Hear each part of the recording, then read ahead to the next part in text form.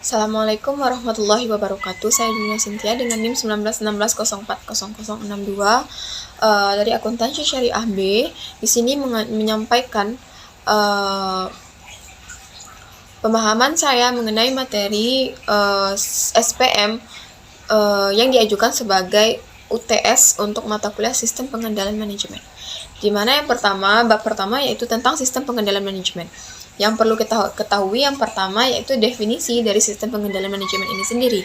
Di mana sistem pengendalian manajemen ini adalah sebuah sistem yang berfokus kepada mengontrol fungsi-fungsi manajemen. Di mana inti dari sistem pengendalian manajemen ini terletak tentang bagaimana cara manajer dalam mempengaruhi karyawan yang ada di sebuah perusahaan agar karyawan ini dapat bertindak sesuai dengan keinginan perusahaan untuk mencapai berbagai tujuan dari perusahaan tersebut. Selain mengetahui tentang definisi sistem pengendalian manajemen, kita juga perlu mengetahui bahwa fungsi utama dari sistem pengendalian manajemen yaitu mempengaruhi perilaku-perilaku dari karyawan yang ada di sebuah perusahaan agar tindakan karyawan atau perilaku karyawan ini sesuai dengan keinginan perusahaan agar tujuan dari perusahaan ini dapat tercapai dengan baik.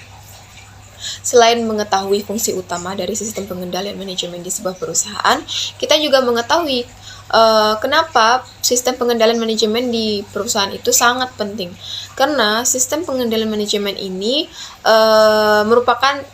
dapat dijadikan sebagai sarana memperluas atau memperbesar probabilitas atau peluang perusahaan dalam mencapai tujuannya, sehingga secara sederhana bisa dikatakan bahwa sistem pengendalian manajemen ini dapat mempermudah perusahaan dalam mencapai tujuannya.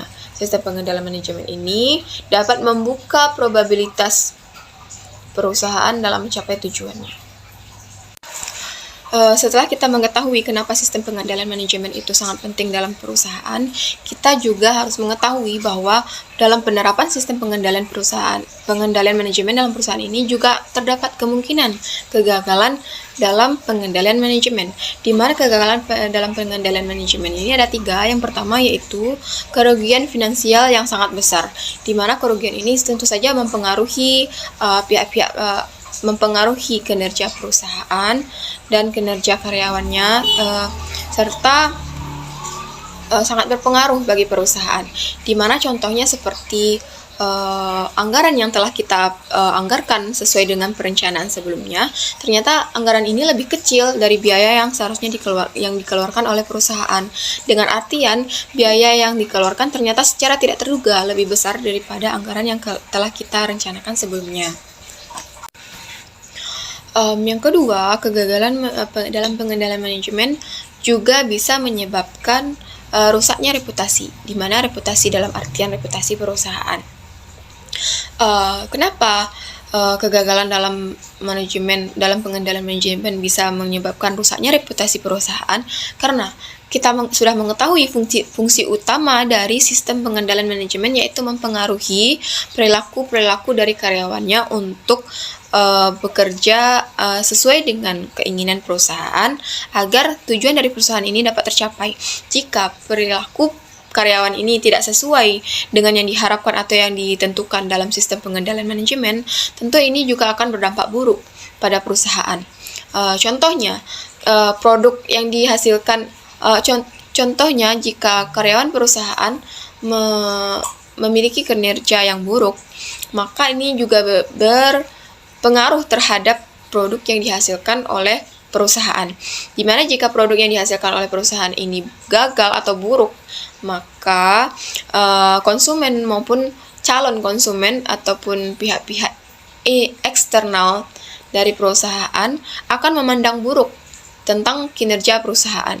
Secara tidak langsung juga akan merusak reputasi dari perusahaan tersebut karena gagalnya produk yang dihasilkan.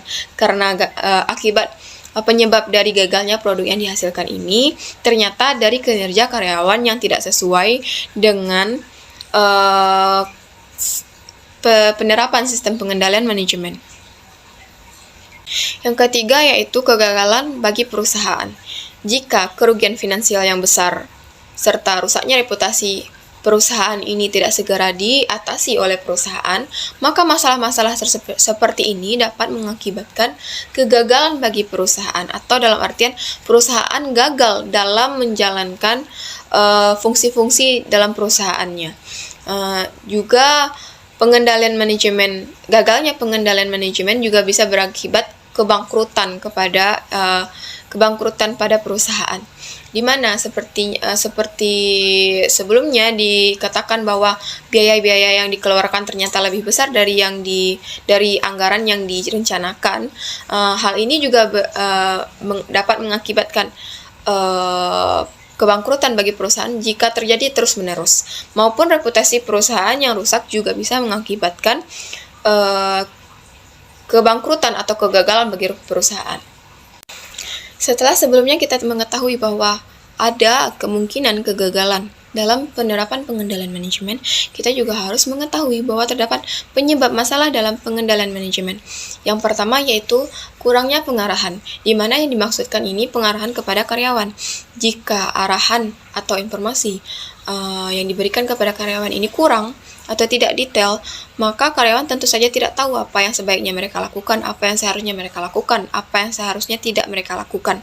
Serta kurangnya pengarahan yang diberikan kepada karyawan juga menyebabkan kinerja karyawan dapat menurun, dan secara langsung berpengaruh pula kepada bagaimana cepat atau tidaknya perusahaan dalam mencapai tujuan.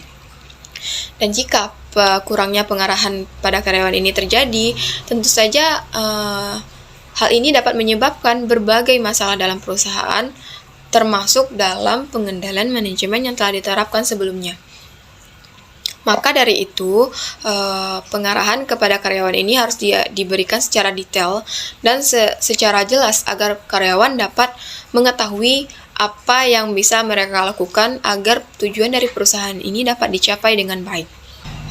Penyebab masalah dalam pengendalian manajemen yang kedua yaitu masalah motivasi.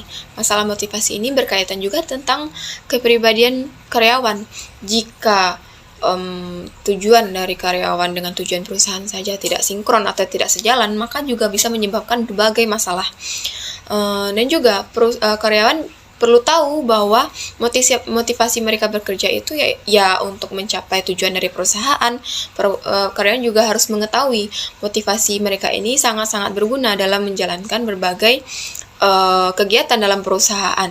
Sehingga jika terjadi masalah dalam motivasi, jika terjadi perbedaan motivasi antara karyawan dengan perusahaan, maka hal ini dapat menyebabkan penyimpangan atau masalah dalam pengendalian manajemen. Sementara sistem pengendalian manajemen ini juga bisa juga bertujuan untuk meluruskan motivasi-motivasi yang sekiranya menyimpang dari karyawan ini, agar motivasi karyawan dan tujuan perusahaan ini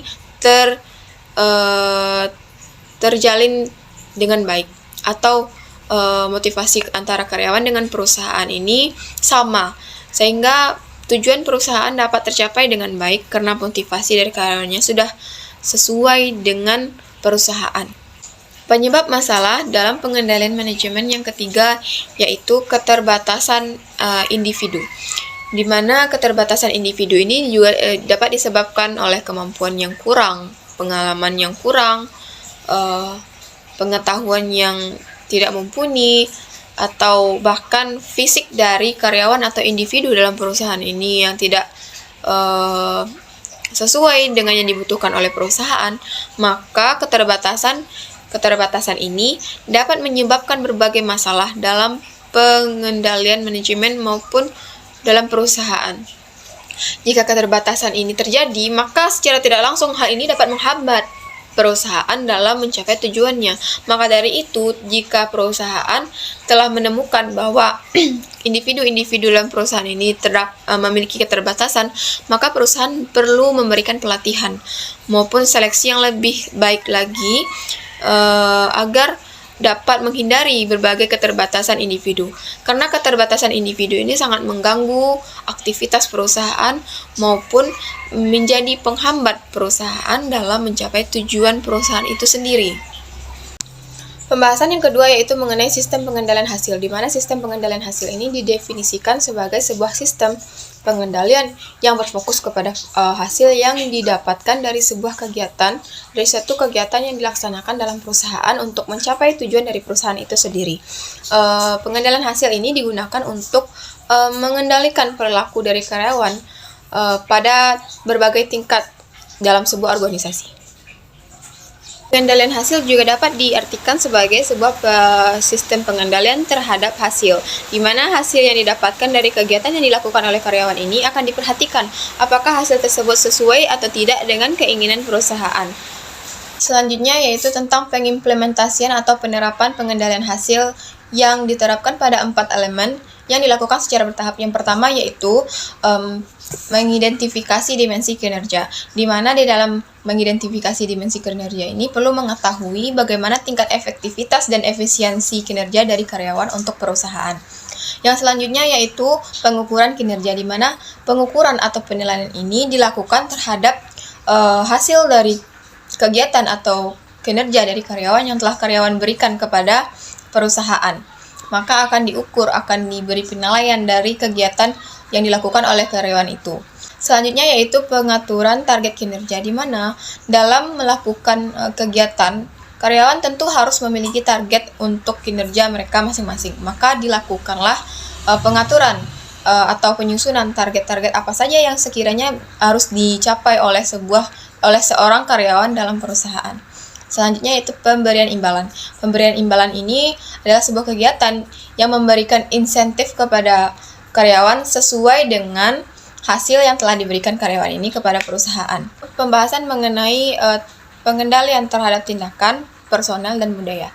Yang pertama yaitu pengendalian tindakan, di mana pengendalian tindakan ini pengendalian yang dilakukan terhadap tindakan-tindakan karyawan, serta memastikan apakah tindakan karyawan tersebut bersifat menguntungkan atau merugikan bagi perusahaan.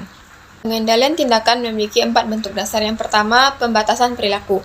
Pembatasan perilaku ini dilakukan terhadap tindakan-tindakan karyawan, di mana perusahaan membatasi tindakan maupun perilaku karyawan ini selama jam kerja yang diterapkan oleh perusahaan.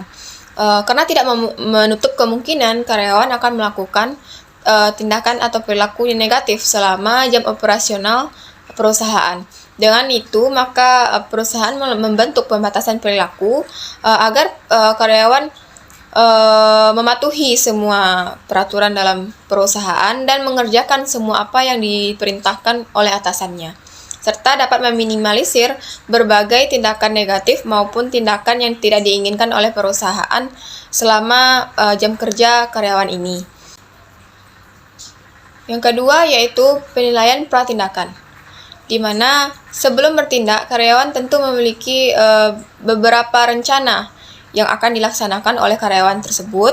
Maka perusahaan bertugas untuk meneliti perencanaan ini, apakah rencana tersebut memungkinkan untuk dilaksanakan oleh karyawan, apakah rencana tersebut bersifat baik atau positif bagi perusahaan, atau bahkan perencanaan yang direncanakan sebelumnya ini bersifat negatif bagi perusahaan. Maka perlu dilakukan penilaian pratindakan agar perusahaan dapat mengetahui kemungkinan buruk yang akan terjadi di masa depan.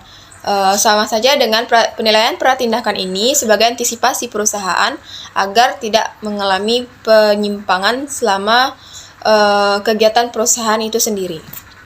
Yang berkaitan dengan karyawan, akuntabilitas tindakan, di mana akuntabilitas tindakan ini berisi mengenai kewajiban karyawan untuk bersikap tanggung jawab terhadap tindakan dan kegiatan yang dilakukan karyawan ini kepada perusahaan. Apabila karyawan ini kedapatan membuat sebuah tindakan atau kegiatan yang berdampak buruk bagi perusahaan, maka karyawan ini harus bertanggung jawab terhadap apa yang telah dia perbuat. Redundansi adalah salah satu bentuk antisipasi perusahaan terhadap kemungkinan buruk yang mungkin terjadi di masa depan saat kegiatan operasional yang dilakukan oleh karyawan, di mana perusahaan akan melebihkan atau mencadangkan lebih jumlah karyawan yang dibutuhkan daripada karyawan yang sebenarnya, dan juga melebihkan jumlah teknologi maupun peralatan yang dibutuhkan selama operasional. Misalnya perusahaan memiliki sebuah proyek, di mana di dalam proyek ini dibutuhkan 7 tenaga kerja atau karyawan. Tapi karena mengingat kemungkinan terjadinya tindakan-tindakan atau kejadian-kejadian yang tidak diinginkan oleh perusahaan di masa depan saat pengerjaan proyek ini, maka perusahaan memutuskan untuk melebihkan karyawan ini menjadi 10 atau 15 karyawan untuk mengantisipasi kejadian buruk tersebut. Penerapan pengendalian personel dapat dilakukan pada 3 bentuk dasar. Yang pertama, seleksi dan penempatan. Seleksi dan penempatan merupakan langkah awal dalam pengendalian personel, di mana seleksi ini berguna untuk menyeleksi atau memilih kriteria-kriteria dari karyawan atau calon karyawan ini, apakah kemampuan dari calon karyawan ini atau karyawan baru ini sesuai dengan apa yang dibutuhkan oleh perusahaan. Apakah karyawan baru ini memiliki keahlian yang baik, yang berguna bagi perusahaan. Sedangkan penempatan yaitu menempatkan karyawan-karyawan yang telah diseleksi ini kepada berbagai posisi yang dibutuhkan oleh perusahaan. Contohnya, apabila perusahaan sedang mencari tenaga karyawan untuk bagian pemasaran, maka akan dilakukan penyeleksian terhadap calon-calon karyawan ini, apakah calon karyawan ini memiliki keahlian dalam bidang pemasaran. Jika telah didapatkan beberapa karyawan yang sesuai dengan kebutuhan perusahaan akan bidang pemasaran, maka karyawan ini memang harus ditempatkan pada bidang pemasaran, tidak boleh ditempatkan kepada bidang yang lain, karena hal itu dapat mengurangi keefektivitasan dari keahlian atau kemampuan karyawan ini.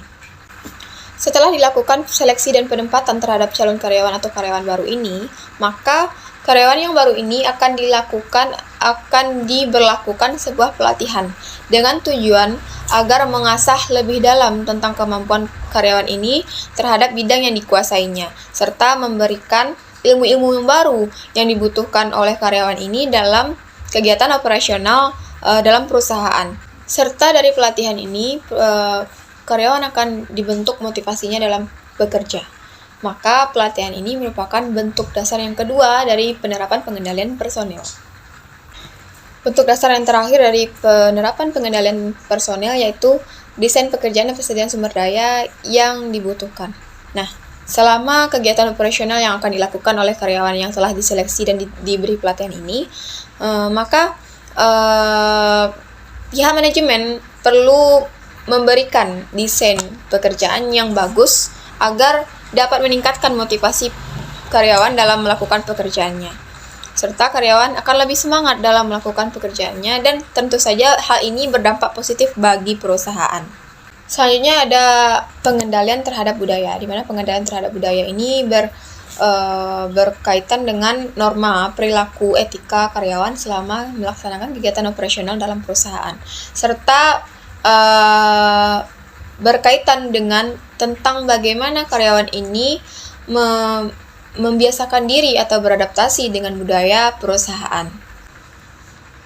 Bentuk pengendalian budaya antara lain yaitu kode etik, di mana kode etik ini berisi tentang mengenai perusahaan yang membentuk etika atau perilaku atau sikap dari karyawan, agar sikap karyawan ini sesuai dengan budaya yang telah ditetapkan sebelumnya oleh perusahaan. Kode etik ini juga memudahkan karyawan dalam memahami berbagai tindakan yang seharusnya dilakukan oleh karyawan dalam sebuah perusahaan. Salah satu bentuk sederhana dari kode etik yang diciptakan perusahaan untuk karyawannya yaitu seperti bagaimana cara bersikap kepada sesama karyawan, bagaimana bersikap kepada atasan, bagaimana cara menghormati atasan atau orang lain dalam perusahaan. Selanjutnya ada imbalan kelompok. Imbalan kelompok ini adalah sebuah bisa dikatakan sebagai sebuah penghargaan atau sebuah insentif yang diberikan kepada sebuah kelompok atau kelompok tertentu karena kelompok ini telah membuat atau menciptakan sesuatu yang berdampak baik bagi perusahaan.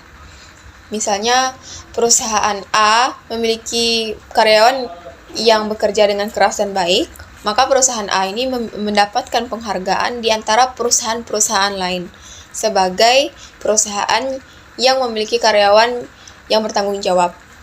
Itu salah satu contohnya. Selanjutnya ada transfer antar perusahaan, di mana transfer antar perusahaan ini adalah yang ditransfer merupakan karyawan, atau bisa disebut juga dengan pertukaran karyawan antar perusahaan, dengan tujuan agar karyawan bisa memperbaiki diri, memperbaiki sikap, atau bahkan menambah ilmu dari perusahaan yang akan ditempatinya nanti. Misalnya, perusahaan A mentransfer karyawannya kepada perusahaan B, maka karyawan perusahaan A ini bisa mendapatkan pelajaran-pelajaran atau pengetahuan baru atau budaya baru di perusahaan B, yang mana belum tentu bisa didapatkan di perusahaan A. Maka transfer antar perusahaan ini bisa mengubah cara pola pikir dari karyawan dan memberikan nuansa baru bagi karyawan agar karyawan di perusahaan ini tidak merasa bosan dengan kegiatan operasional di perusahaannya saja. Maka ini juga bisa meningkatkan motivasi untuk bekerja lebih giat lagi, lebih semangat lagi bagi karyawan di perusahaan. Selanjutnya ada pengaturan fisik, entah itu berupa mengatur atau menyusun bentuk-bentuk desain kantor, atau menyusun bagaimana tata letak dari berkas-berkas, serta keseragaman baju atau pakaian yang digunakan selama kegiatan operasional perusahaan. Seperti misalnya perusahaan A menerapkan hari Senin kegiatan operasional perusahaan ini, karyawan harus memakai baju batik sebagai identitas Indonesia. Yang terakhir adalah pengendalian budaya. Bentuk dasarnya yang terakhir yaitu tone at the top, di mana sebelumnya kita singgung bahwa sistem pengendalian manajemen ini berpuncak pada bagaimana manajer mempengaruhi tindakan karyawan dalam mencapai tujuan perusahaan. Nah, berarti manajer adalah pihak yang mengarahkan karyawannya untuk melakukan tindakan-tindakan dalam mencapai tujuan perusahaan. Sebelum mengarahkan karyawan untuk melakukan berbagai tindakan, pihak manajer harus terlebih dahulu mematuhi seluruh peraturan maupun budaya yang ada di dalam perusahaan. Atau secara sederhananya, manajer harus dijadikan sebagai contoh untuk karyawannya dalam bertindak. Serta manajer harus konsisten dengan apa yang dikatakan, yang diperintahkan kepada karyawannya. Misalnya, karyawan di perusahaan ini disuruh untuk selalu bekerja tepat waktu. Maka manajer juga harus seperti itu, harus bekerja tepat waktu. Tidak boleh karyawannya disuruh bekerja tepat waktu, sedangkan manajernya tidak masuk atau tidak bekerja tepat waktu. Maka semuanya harus sinkron. Jika manajer menyuruh karyawannya untuk bekerja tepat waktu, maka manajer terlebih dahulu harus melakukan hal itu agar dapat dicontoh oleh karyawan yang lain. Pembahasan yang selanjutnya yaitu bab 4 mengenai ketatnya sistem pengendalian. Sistem pengendalian manajemen yang ketat jauh lebih baik daripada sekedar sistem pengendalian manajemen saja. Maksudnya, ada sebuah perusahaan yang menerapkan sistem pengendalian manajemen, tetapi tidak memperketat pengendalian di dalam sistem tersebut. Hal itu hanya akan mendapat sebuah kesia-siaan, karena dalam penerapan sistem pengendalian manajemen dibutuhkan berbagai biaya, upaya, dan waktu dalam penerapannya.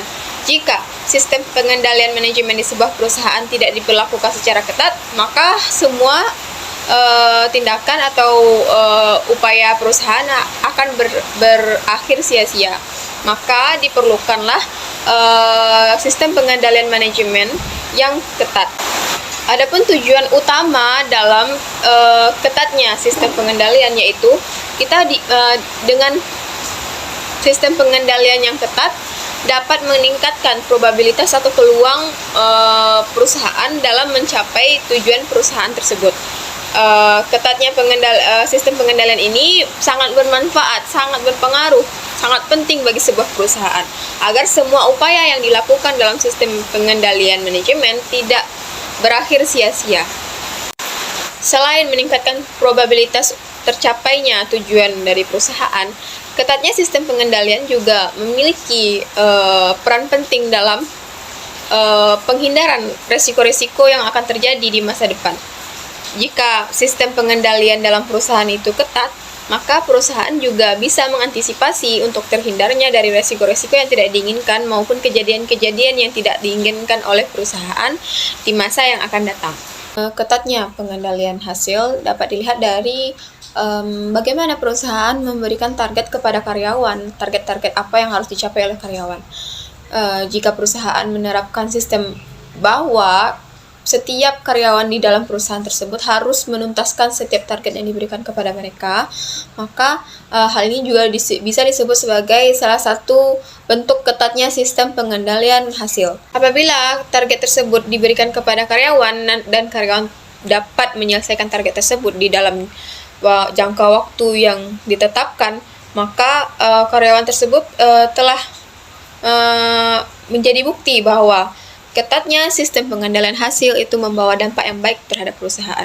Karena yang pertama, apabila target tersebut ditetapkan oleh perusahaan dan karyawan telah mencapai target tersebut, dampak baiknya juga dirasakan oleh perusahaan. Dari tercapainya target oleh karyawan itu, perusahaan juga mendapatkan hasil kinerja yang sangat baik dari karyawan.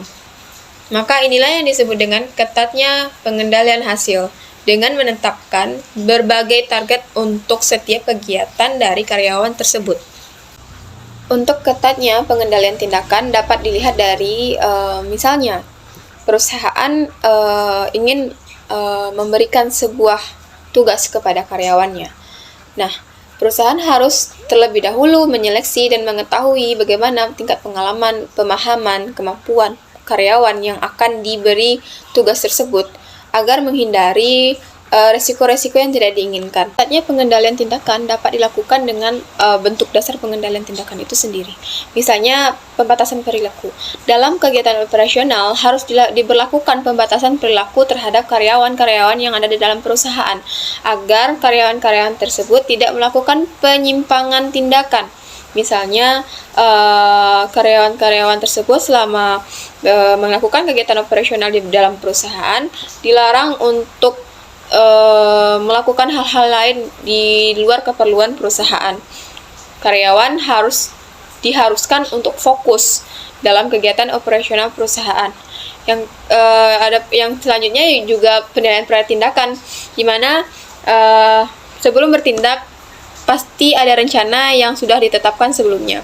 Rencana tersebut harus terlebih dahulu diselidiki, diteliti apakah rencana tersebut dapat menghasilkan dampak yang baik untuk perusahaan atau tidak. Ketatnya pengendalian tindakan juga dapat dilihat dari akuntabilitas tindakan, di mana misalnya karyawan ini diberikan tugas oleh perusahaan, maka karyawan tersebut harus bisa bertanggung jawab semua tindakan yang dia lakukan untuk menuntaskan tugas yang diberikan oleh perusahaan. Apabila tugas tersebut telah selesai dan hasilnya buruk, maka karyawan tersebut harus mempertanggungjawabkan tindakannya. Sedangkan apabila tugas tersebut terselesaikan dengan baik oleh karyawan tersebut, maka perusahaan akan memberikan imbalan kepada karyawan tersebut karena pencapaiannya yang sangat baik. Ketatnya pengendalian tindakan dalam redundansi atau pelebihan karyawan maupun peralatan dalam melaksanakan kegiatan operasional perusahaan dapat memperketat redundansi tersebut dengan melihat apa saja yang telah dihasilkan dengan melebihkan atau mencadangkan karyawan ataupun peralatan yang dilakukan. Apabila dengan melebihkan peralatan dan karyawan untuk sebuah kegiatan didapatkan hasil yang maksimal, maka hal itu bisa disebut sebagai ketatnya pengendalian tindakan melalui redundansi. Berbicara mengenai ketatnya sistem pengendalian personel dapat diterapkan atau dilakukan dalam perusahaan melalui seleksi dan penempatan, di mana apabila perusahaan ingin memberikan tugas kepada karyawan, perlu dilakukan seleksi terlebih dahulu, mana yang sekiranya karyawan yang bisa diberikan tugas tersebut.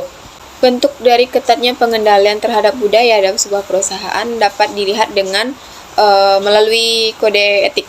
Misalnya seorang karyawan didapati melanggar kode etik di dalam perusahaan, maka karyawan tersebut akan diberikan punishment atau hukuman karena telah melanggar kode etik yang telah berlaku di perusahaan tersebut. Ketatnya pengendalian budaya juga dapat dilakukan terhadap tone at the top, di mana tone at the top ini manajer menjadi cerminan bagi seluruh karyawannya. Maka manajer harus tahu apa sekiranya tujuan dari perusahaan, harus memahami karakteristik perusahaan, harus bisa mengontrol semua karyawannya, dan juga manajer juga harus melaksanakan semua peraturan yang ditetapkan oleh perusahaan. Selanjutnya yaitu mengenai biaya sistem pengendalian. Biaya sistem pengendalian adalah biaya-biaya yang dikeluarkan dalam penerapan atau dalam proses penerapan sistem pengendalian dalam perusahaan.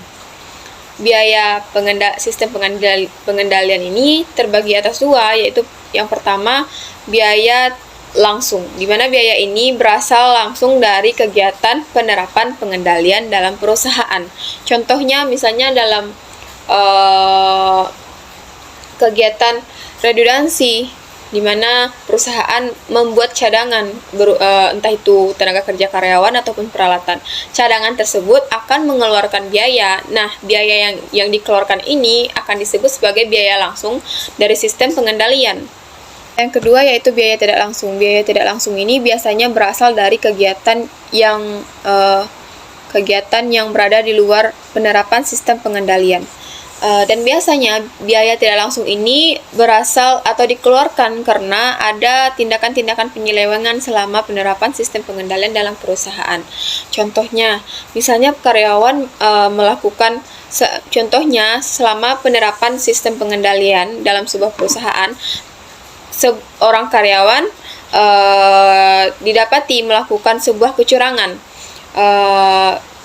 entah itu kecurangan penyelundupan atau pengambilan persediaan dalam perusahaan, maka kerugian ini disebut sebagai biaya yang tidak langsung yang berasal dari sistem pengendalian.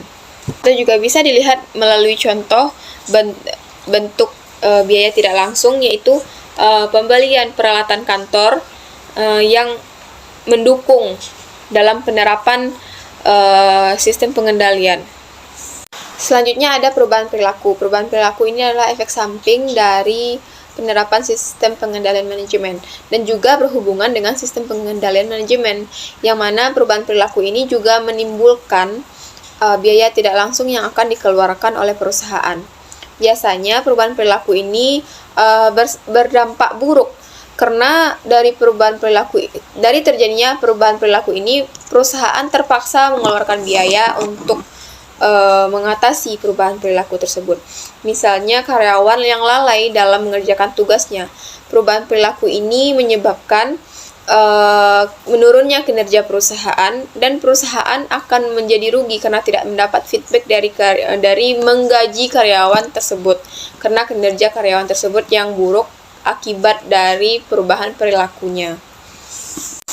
Selanjutnya ada gamesmanship, di mana gamesmanship ini juga terjadi pada karyawan, di mana karyawan selama kegiatan operasionalnya di perusahaan hanya melakukan kegiatan tersebut tanpa motivasi yang kuat, sehingga kinerja karyawan tersebut akan berakhir sia-sia.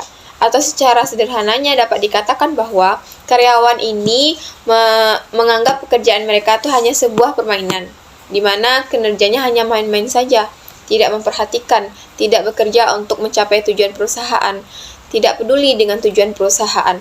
Maka gamesmanship ini dikatakan bahwa karyawan ini tidak serius dalam melakukan kewajibannya. Sehingga dari perilaku gamesmanship ini, perusahaan harus mengeluarkan biaya tidak langsung. Contoh dari sikap gamesmanship ini yaitu karyawan tidak bekerja dengan serius, tidak menghasilkan apapun untuk perusahaan, tapi perusahaan akan tetap selalu mengeluarkan biaya untuk menggaji karyawan tersebut, membayar peralatan-peralatannya, mengeluarkan semua biaya yang berkaitan dengan kegiatan operasional, sedangkan karyawan yang bersangkutan tidak memberikan manfaat ekonomis atau manfaat apapun kepada perusahaan.